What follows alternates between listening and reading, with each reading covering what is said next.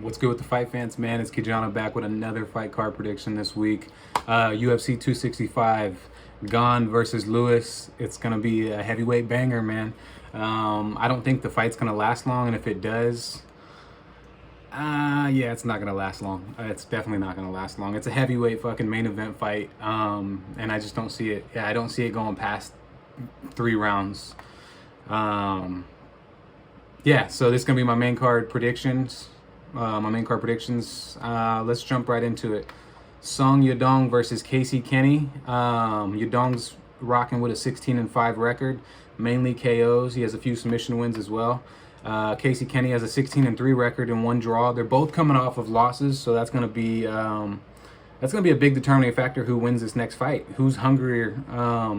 Who has the better game plan? Casey Kenny had a really good kicking game plan when he fought Alatang, I think. Haley Alatang, that was a crazy performance. Even though Haley Alatang's not really that great of a fighter, in my own opinion. Casey Kenny, he's a decent fighter, dude. He beat Nathaniel Wood, which I thought for sure Nathaniel Wood edged him and won that fight. They gave it to Casey Kenny. They actually gave him a UD. It should have been a split decision, if anything. Dominic Cruz, he's coming off a loss to Dominic Cruz, which was a split decision. That could have went either way. He beat Luis Smoka by a guillotine choke. Merab Devashvili beat him. He beat Manny Bermudez. He beat Ray Borg. I mean, Vince Cachero. He's Brandon Royval. He's beat some really, really tough opponents. Casey Kenny's actually a really good fighter for the division. And Song Yadong is too, man. Song Yadong, or Yadong Song, however they say it, aka Kung Fu Monkey, man. This guy packs a fucking punch. His last loss was to Kyler Phillips, which we all know what Kyler Phillips does. He just got robbed in his last fight.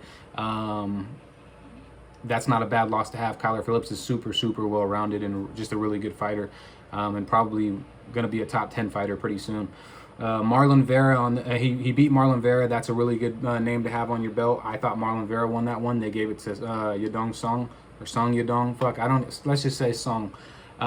They gave it to Song. I thought Marlon Vera edged him out on that one. Cody Stamann with the draw.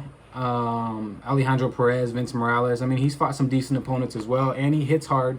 Like I said, he has 6 KO wins. The dude packs a fucking punch for the division. He has a 1-inch reach disadvantage over Casey Kenny. Casey Kenny's probably going to look to kick those legs and try to slow Song down. And Song's going to just be pressuring him pretty much the whole entire fight. That's what he kind of does. He likes to pressure his opponents and back him against the cage and just tee off on him pretty much. They both are really good fighters. I don't know, man. This is a coin toss. I really don't know who's going to win this fight, but in my own opinion, I think that Casey Kenny can get it done. I really do think he can get it done. A lot of people are probably rocking with Song on this one because of his power. But Casey Kenny can take a punch. He can take it to the ground. He's really well-rounded. And he's got really nasty kicks. So, yeah, for that reason, I think I'm going to pick Casey Kenny, yeah. That's who I'm rocking with. Next fight. Tisha Torres versus Angela Hill. Rank 10 versus rank number 12. I'm not going to even talk too much about this one because Tisha Torres is a grappler. She's going to want to wrestle. She's actually been looking really, really good on her feet in her last few fights.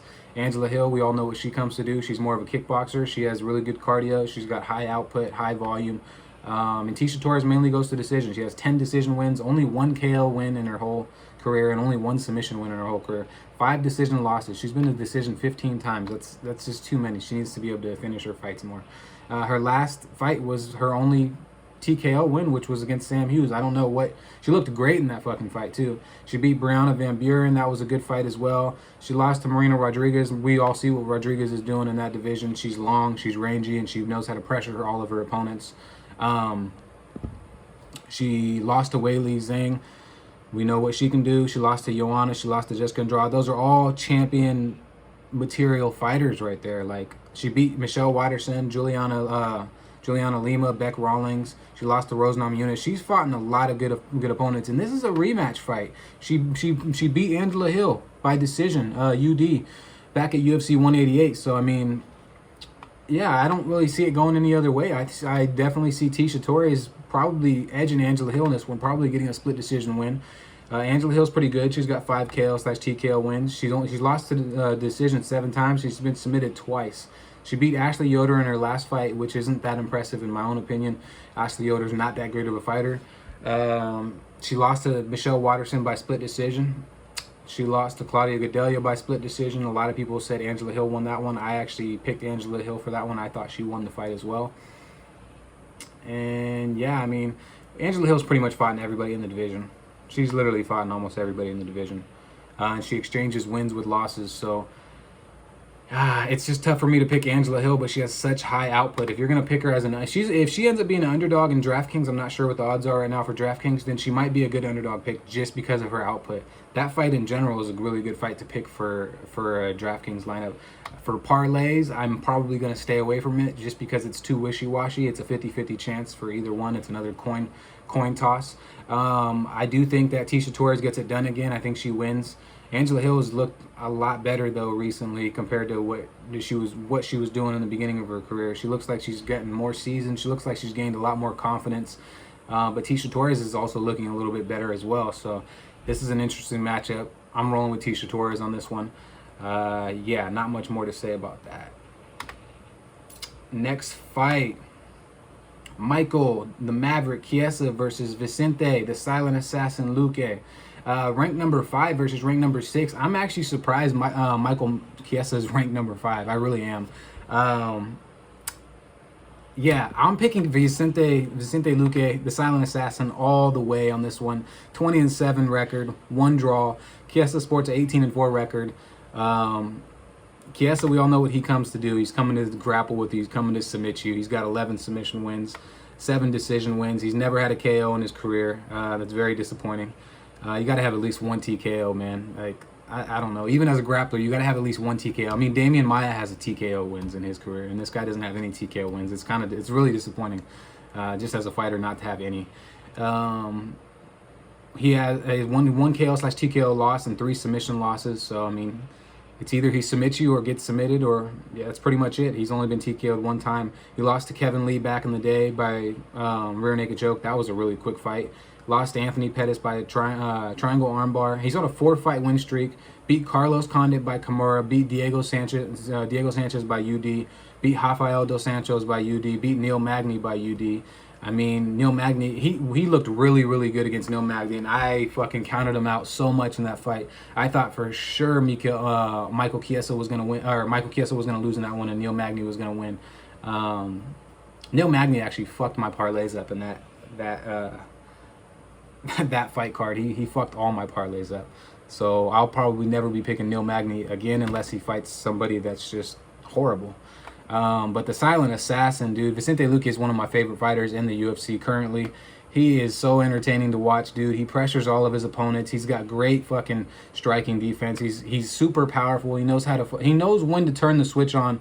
When he's got you hurt, you're going to probably go to sleep, most likely, or you're going to get submitted. This dude's a really cerebral fighter, super smart. He's well-rounded. He's got 11 KO/TKO wins. He's got 7 submission wins, 2 decision wins, 2 submission losses, and 5 decision losses. He's never been KO'd. This guy keeps his hands up. He has been rocked a few times. I've seen him on wobbly legs a little bit in a few of his fights, but he always recovers. He knows how to recover.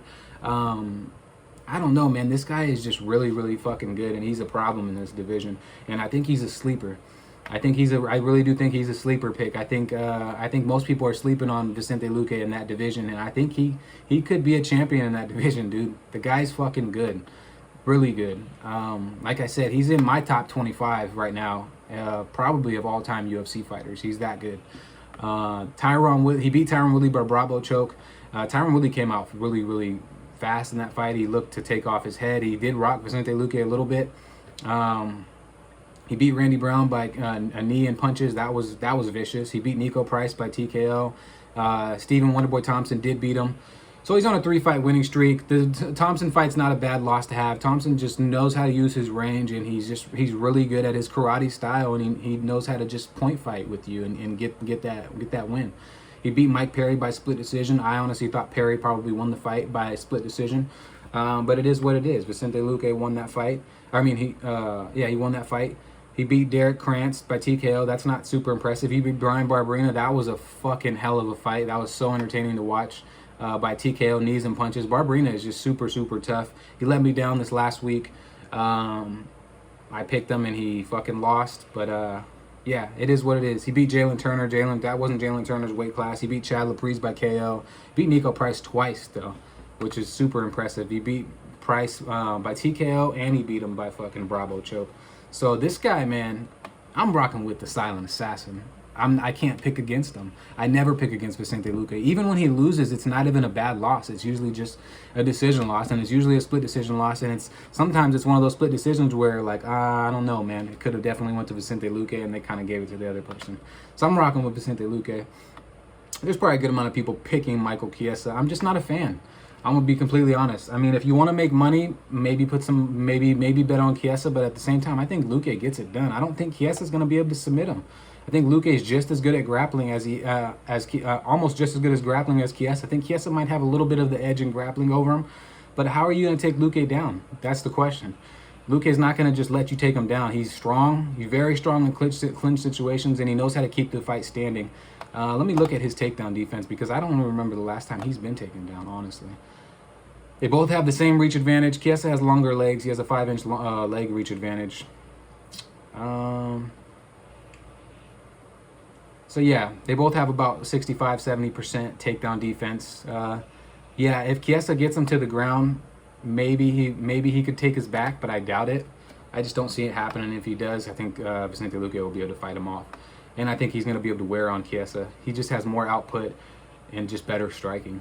He's a better fighter, in my opinion. And he's moving on up. Next fight, Jose Aldo ranked number 5. Jose is still ranked number 5. This is fucking insane. This is why I was so disappointed that he didn't get a rematch with Conor McGregor. It's fucking bullshit. He should have got a rematch instantly with McGregor. It was too fast of a fight. It was a fluke fucking knockout. And it's not even the fact that I don't like McGregor. I just feel like it was a fluke knockout, and I feel like McGregor got in his head, and Jose didn't really get to show what he's about. And everybody knows what Jose's about. He had the belt for so fucking long. He should have got an immediate rematch. He's still ranked 5. We see what's happening to McGregor. He's not even in the rankings anymore, I don't think. So I mean, this guy Jose is a fucking beast, dude. He's one of the best in that division ever to do it. He's fighting Pedro Munoz, ranked number 9. Man, Pedro's a plus 120 underdog. Okay, they got the fucking, man, plus 120. That's a decent pick, but this is a really fucking hard fight to call for me too, man. 28-7 record for Jose's coming off of a win. Pedro Munoz has a 19-5 record. Jose has a fucking 6-inch reach advantage. This is gonna be, I mean, but everybody has a reach advantage versus Pedro Munoz. Munoz is just a stud, dude. He's a savage. He can take a punch. He'll take a punch to give a punch, and his punch usually puts you fucking out. But Jose Aldo has some nasty fucking kicks. Nasty fucking kicks. He used to be a soccer player. The dude's kicks are fucking vicious. Jose has 17 KOs, 1 submission win. He's 34. He's been around for a long time, so I can't really say he's in his prime, but 34 usually is a good prime age. Jose is a fucking beast, dude. 4 KO losses or TKO losses, 1 submission loss. It's not bad considering how many fights he's had. I mean, I usually don't like picking, like I've said in previous videos, I don't like picking fighters that have had more than 2-3 KO losses. But 2 of those, I think, are to Max Holloway in the 3rd round. Yeah, they both TKO losses, and Max is just a fucking beast, and he just overwhelmed him. He lost to UD by Alexander Volkanovski, not a bad loss. Lost to Marlon Vera by split decision, not a bad loss. Lost to Petr Yan by TKO, not a bad loss. That was in the 5th round. I mean, he's still contending with all of these elite fucking MMA fighters, dude. It's insane. He beat Marlon Vera by UD, and it was a great fight. Beat Jeremy Stephens by TKO. I think that was a liver strike, liver kick or something like that. Beat Renato Carnero. Beat Frankie Edgar. I mean, before the Conor McGregor loss, dude, he was on a fucking tear. He was on a 1, 2, 3, 4, 5, 6, 7, 8, 9, 10, 11, 12, 13, 14, 15, 16, 17, 18 fight winning streak. And a 7 fight winning streak in the UFC. So I mean, I just don't get why he didn't get a rematch. It does not make any sense to me. It's like they were pushing him out of the division. They wanted a new someone else to promote, someone else to be able to market. And it was a great pick for them to be able to market him, just for the simple fact that we've seen what McGregor has done for the sport. But at the same time, Jose should have got his just dues. He should have got a rematch. He shouldn't have had to fucking work his way all the way back up just to get a rematch. It's fucking bullshit. And that's how I feel about that one. But Pedro Munoz, the Young Punisher, I like that nickname. 5 KO wins, 8 submission wins. He's only lost by decision. He's never been KO'd. He's never been submitted. He beat Jimmy Rivera in his last fight. Lost to Frankie Edgar by split decision. I felt like Pedro Munoz should have won that one, but they gave it to Frankie probably to save his career and just get him a win. Aljamain, and plus Frankie was a huge underdog, so we all see what's happening with the judging lately. A lot of iffy stuff with the judging lately. We see that there's a lot of mafia shit going on, and with that, with the picks, if they can rig fights, then they'll do it. That's for sure. And that's why Dana White doesn't like it to go into decision, because he doesn't have control over that. So, but anyways, enough about that shit. He lost to Aljamain Sterling. Not a bad loss to have. He beat Cody Garbrandt by TKO, vicious. I love that fight. I love that he knocked Cody out. It was awesome.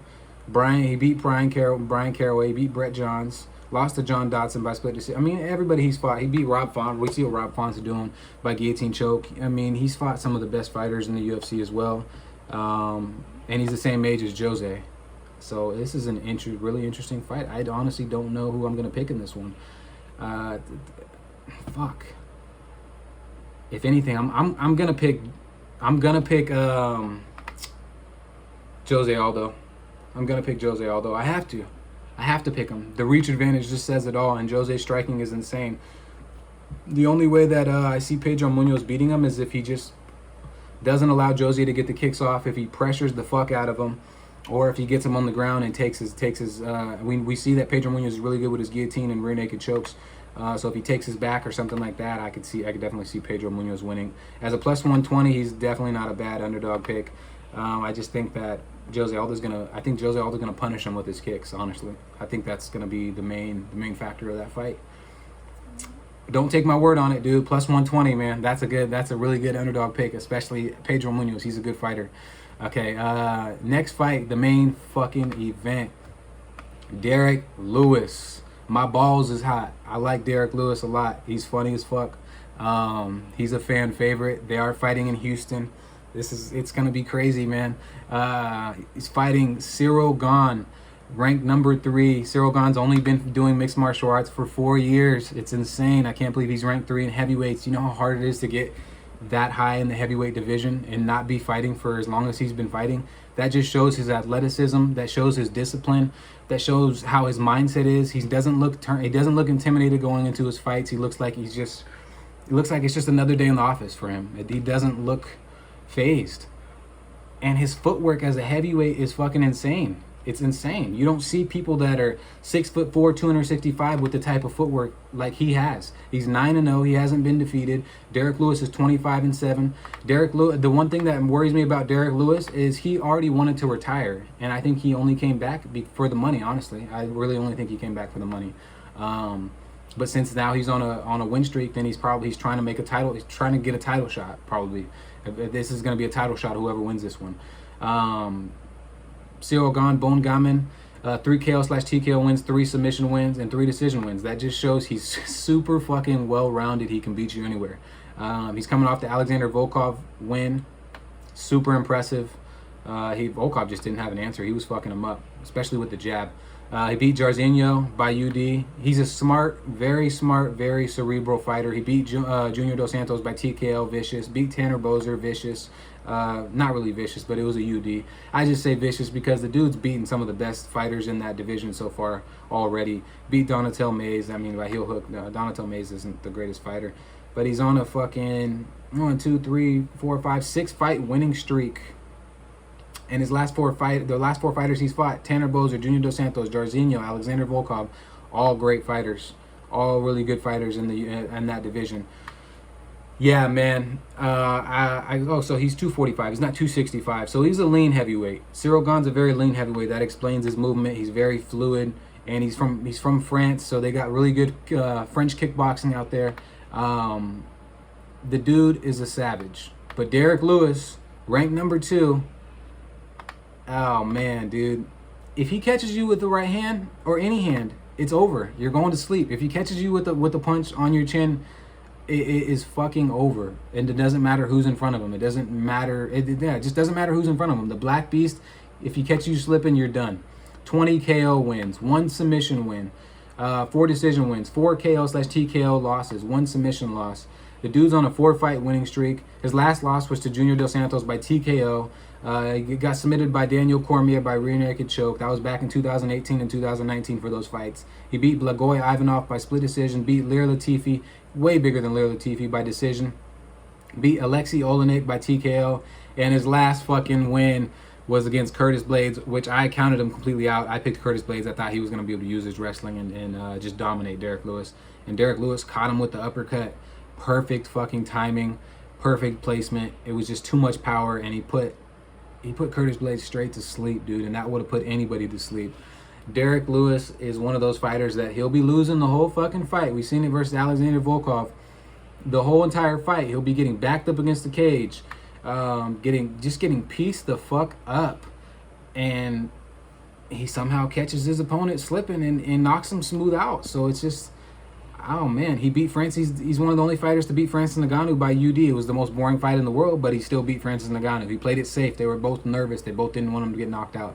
If he fought Francis today, he would get slept. I'm pretty sure that Francis Ngannou would sleep Derek Lewis in another fight, or he would TKO him. I'm like 99% sure that he would TKO Derek Lewis. And I think the best path to victory for Cyril Gane in this fight would probably be kicking his legs, taking out Derek Lewis's legs, playing the distance game, getting Derek Lewis tired, maybe in the clinch situations, and possibly taking him down and submitting him.